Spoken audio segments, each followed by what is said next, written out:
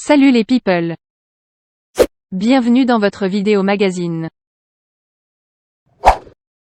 Koh-Lanta le totem maudit, est probablement la plus mauvaise saison de Koh-Lanta. Pour quelle raison? D'abord, la personnalité des candidats pose problème. Il n'est pas normal qu'après plusieurs épisodes, il est difficile de les reconnaître et même de se souvenir de leur prénom. Qui est capable de distinguer entre Colin et Maxime? En fait, l'accent n'est pas assez mis sur la personnalité des candidats. Résultat, on a juste envie de regarder les épreuves de confort et d'immunité, et rien d'autre.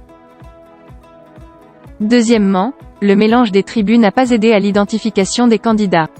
À moins d'être un fanatique qui prend des notes sur un carnet, il est presque impossible de se souvenir du parcours des uns et des autres, entre les tribus bleues, vertes, violettes, rouges et jaunes.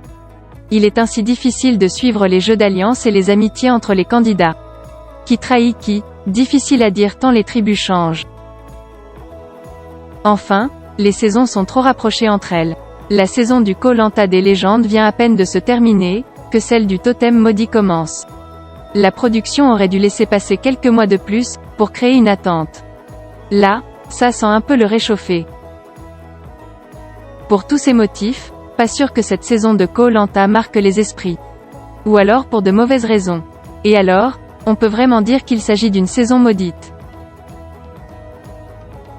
À très bientôt les people. Et n'oubliez pas, abonnez-vous pour plus de vidéos.